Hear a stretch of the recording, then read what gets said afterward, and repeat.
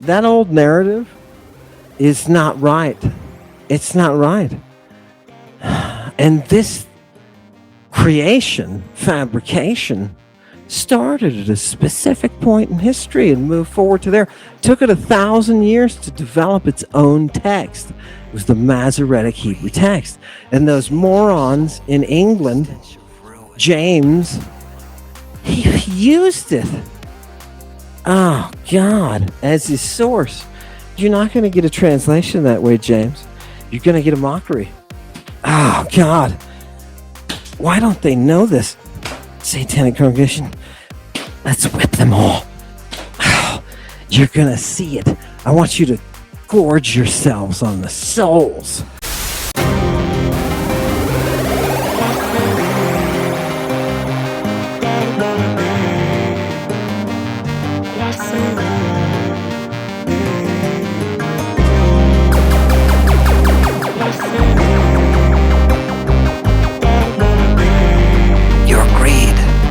Stains your soul with the stench of ruin. You're going to see the effects once again of those who do not wield the philologist's sword. People, I'm going to show you right tonight, because you know what happened? We had a perfect space available for a classicist who has enough experience and been around the blocks and seen the sources to be able to come on here, come on Danny Jones, and talk about Christing. That's not what we got. Is there an association between Luke Gorton and Richard Carrier?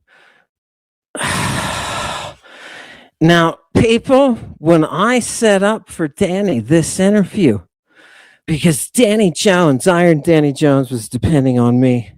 He was like, you've got to find someone. I said, they must be outside of the brothel.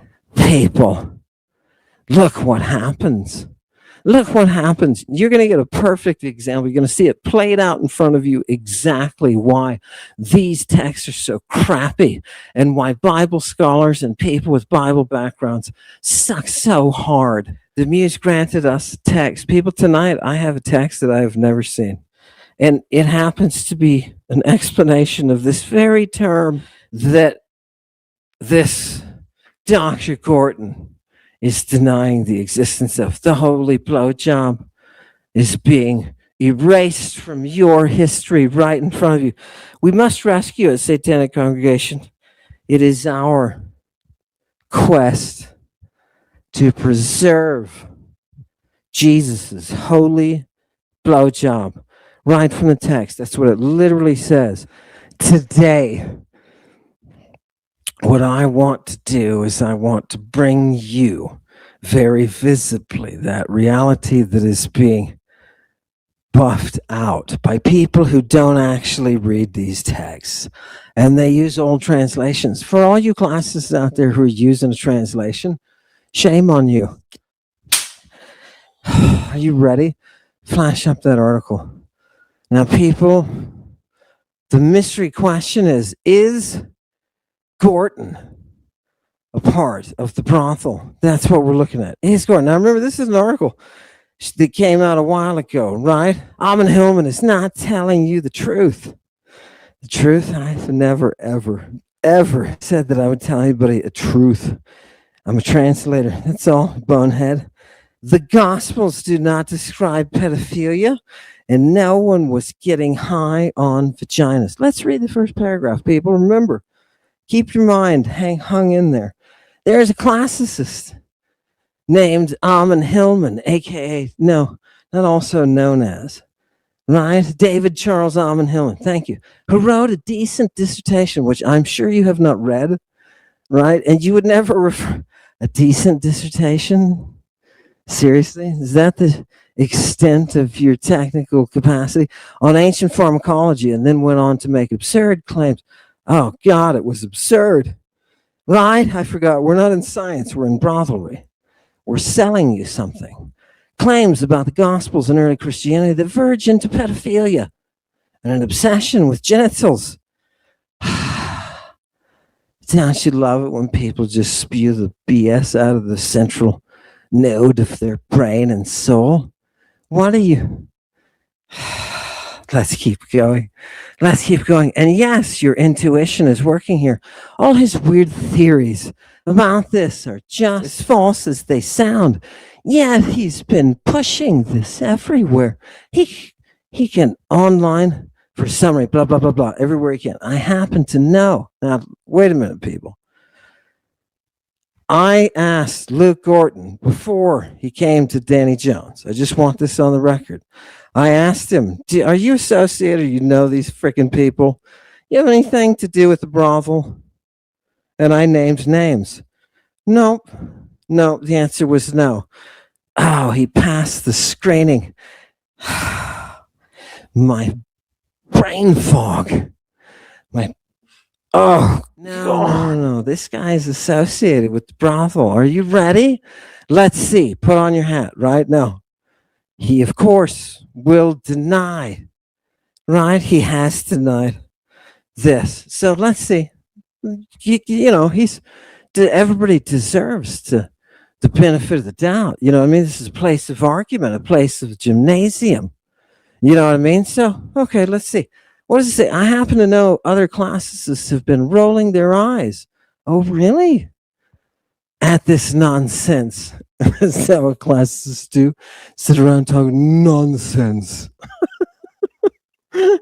Right? Brilliant. I happen to know other classicists have been rolling. People, let's just enjoy this. Their eyes at this nonsense, but don't want to get entangled in legitimizing the creepy pedo porn guy. Look, it's a quote. Like that's what somebody said. Right? Nice. So various parties offered to arrange a debate. Wait. Okay. Investigators, what does this mean? Should we try to get some responses to this? So various parties offered to arrange a debate between Hillman and me because I am immune to university politics. That's the one we made fun on so much on that episode, right? Because he said, you can only read one line of Greek. That's all. Right? Blow it up. No, I said that's absurd. Right? And I think Danny pretty much thought the same thing. Hillman flat out refused to debate me. Yeah, because you don't do Greek and you would only let me refer to one line of Greek. So apparently he won't debate an actual expert, and I'm not the only one who offered. He also refused Luke Gorton. Now, Luke has denied the truth of any of this. But he goes on to say, and I think I know why. And so will you before you finish this article. Danny Jones had Hillman on and later confessed to Joe Rogan. Oh, we're pulling those names in for the searches, aren't we? Right? Hopefully this will get us some press. Danny Jones had Hillman on and later confessed to Rogan that he could not vet his wild claims because Jones doesn't know ancient Greek and couldn't get an actual expert in Greek to debate him, except one. In fact, it's two now, Gorton and me. Look how much emphasis there is.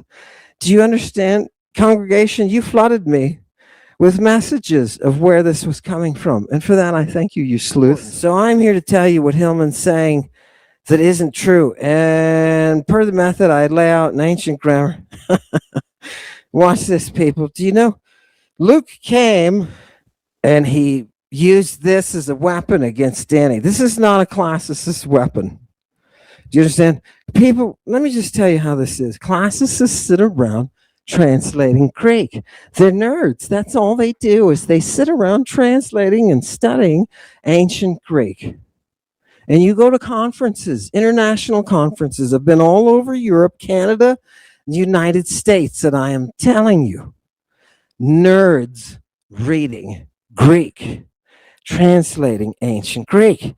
They are stuck on this stuff and they love it. Now, Carrier wasn't there, but this is what Dr. Luke Gorton threw, right? And methodology, the following is not a complete list of Hillman's published nonsense. Cranks. Is that a good academic term? Crank?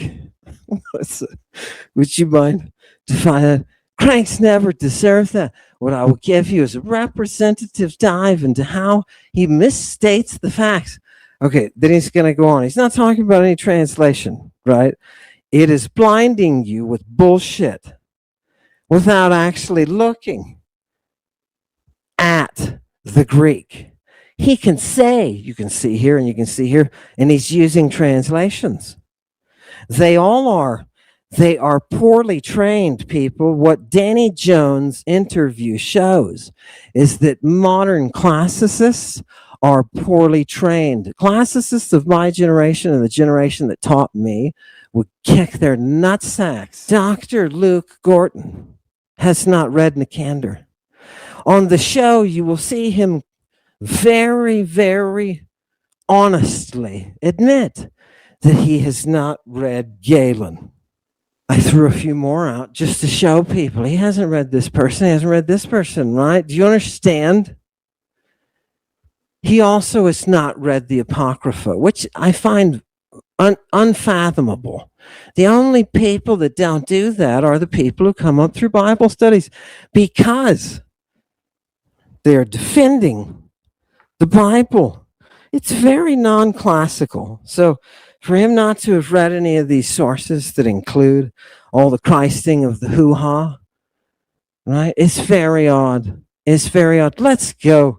Lucian is pissed off because somebody, some fucking actor said that his Greek, there he is, here's the bum, said that his Greek was no good.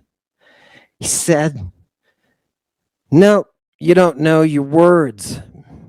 He made fun of a word that Lucian was using. Oh, God. Oh, God. So you know what Lucian did? He wrote a whole work on it. And this is the most beautiful work because in it, he has to explain to us that this actor, this dude, practices αισχρουργία. And when is this written? It's contemporary with all that New Testament stuff that you've got. All the Apocrypha, it's contemporary. So it's using the very same language.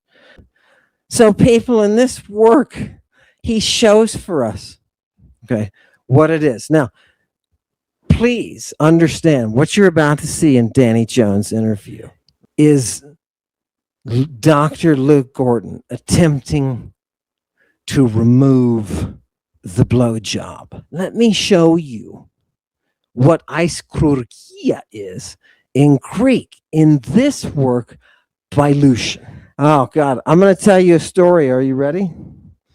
Look at the top of the bottom. Look at the bottom of the top paragraph. In Italia de babai. Ah, Jesus Christ in Italy. You know what this guy did? He got a nickname. I'm translating. He got a nickname. What was his nickname? Cyclops. And how did he get that nickname? Right?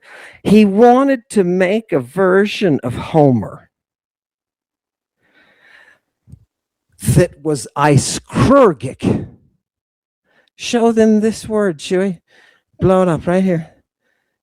Highlight it. People, look, blow it up big as you can, Chewy. People, there's the word yet again. αισχρουργία, contemporary with the source that we are trying to translate on Danny Jones, that I am using is blowjob. And this scholar, who is in league, according to this article, with the clowns of the brothel, is going to take away the blowjob. I guarantee you Dr. Gorton has never read this work. Lucian tells us that this dude, this actor dude, he was way into the fellatio of boys, underage boys, minors. Let's see what the αισχρουργία was that he did. Are you ready? Right? Fantastic. So what did he do? He wanted to write this Homeric αισχρουργία. So what did he do? He got drunk, right? And he's sitting there with his drinking cup in his hand. And this is the Gisubion, which is the one that is the bucket cup associated with the ivy. And he's sitting there, he says, Bination Polyphemus, like a horny Polyphemus, right? The Cyclops. And what is he? People, look at this third line. Neanias. He's got a youth who's been bought. Boom. Because you can do this, right? Why do you think there's an underage sex trade being circulated in the Garden of Gethsemane? That's where you go to get them. That's why Jesus is arrested with one of them, naked. So he bought this kid, and when this kid gets an orthon mochlon, oh God, orthon, think of straight, orthography and all that kind of stuff, right? He gets a straight mochlon, wood. He gets a wooden spike that's straight, you know what I mean? And he's all tensed up. He's all aroused. At that time, he plays like Odysseus. And he takes his stick and he tries to put out the eye of the Cyclops. Do you understand? So our dude has composed 2 lines here. These are lines of Homer, people. Look, the ones that are indented. These are 2 lines of Homer that Lucian has grabbed, clipped, and inserted here. And I'm just going to translate them for you real quick. Are you ready for an aiskrurgic Homer?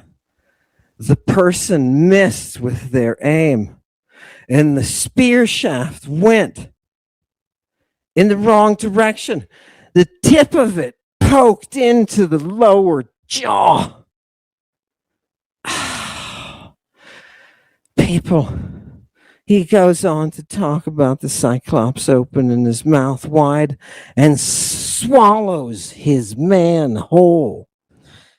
Classicists sending in translations that have nothing to do whatsoever. When we have an ancient text itself that's contemporary, you could not get better evidence that shows what aiskrurgia is graphically, comedically. Lucian goes on to berate this person, this actor, and say, you disgusting pervert, you disgusting Cyclops pervert, you don't know Greek. People, let me assure you that everything that we work for here at Lady Babylon is not t-shirts and mugs. It's not tours to Israel, right? It's not a cruise ship of the Bible, journeys of Paul. Do you understand?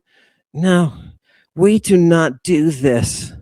We get into the dirt, and underneath the dirt of Megiddo is Canaanite temple, where beautiful dancers sang us reality and healed us, brought us drugs, brought us knowledge, brought us building knowledge, brought us music, brought us theater, dance, performance, not for the sake of profit, but for the sake of purification. Gorton attempted to answer why that original Greek is so much more complicated.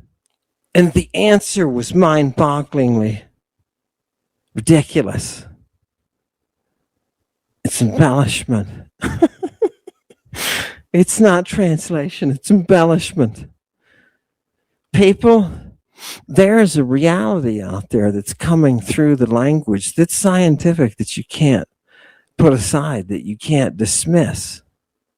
You can't dismiss it with biblical archaeological finds. Oh, look, we've got silver tablets with the language written on it. And it's a quote. And there's nothing else contemporary that even makes reference to anything close to this.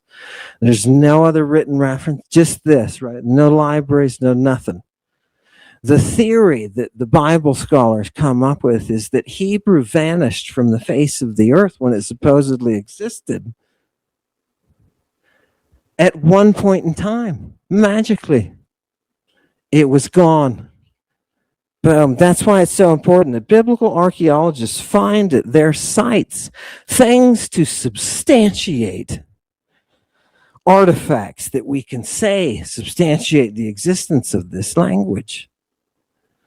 At this time that they're trying to substantiate the existence of Hebrew, there's a shit ton of Greek all over the place. You can't throw a rock in a city without hitting some kind of repository of Greek. Look, people, it's all about homology. And Yehuda's got some facts for us that are overwhelming.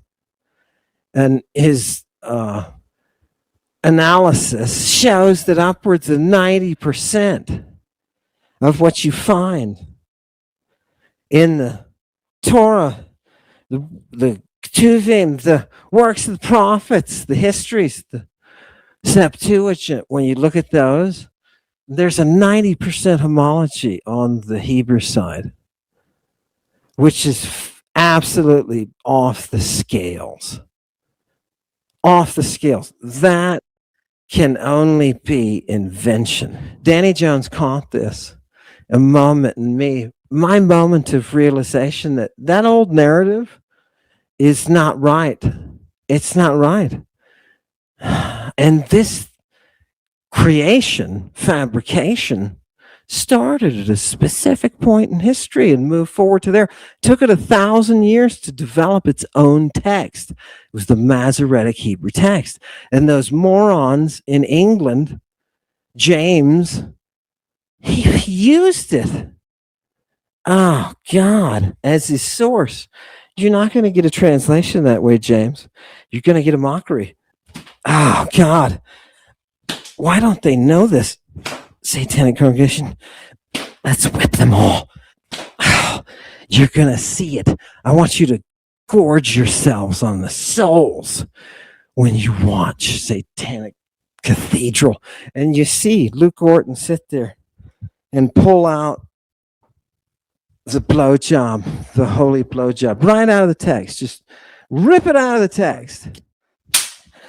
I want you to know what people are like who lie about the text, who attempt to obfuscate, because that's what you're doing. When you take out the holy blowjob that you're going to see on Danny Jones, when you take that out, you got nothing, man.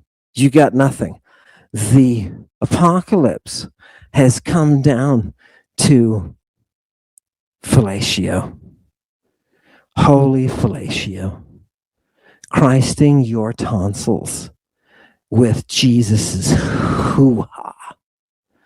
This is how you return to the source. Jesus already told them, right? This is eat my flesh, drink my blood. That's explained of why it is. Right? There is no other. Did you think Jesus was walking around talking metaphor? Did you think he was like, you would think he was a weirdo, dude, right? No, that's why he refers to the generation of Echidna. This is eating my flesh and drinking my hyma.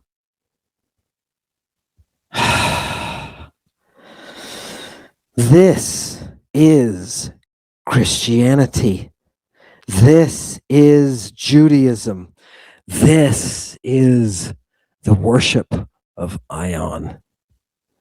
Tell me, Son of God, who are the Judeans? They're the generation of Echidna. The offspring. Isn't that gorgeous? Isn't that gorgeous? What's he doing? Right? Going in there, kicking all the tables over. And then getting arrested in a public park with a naked kid.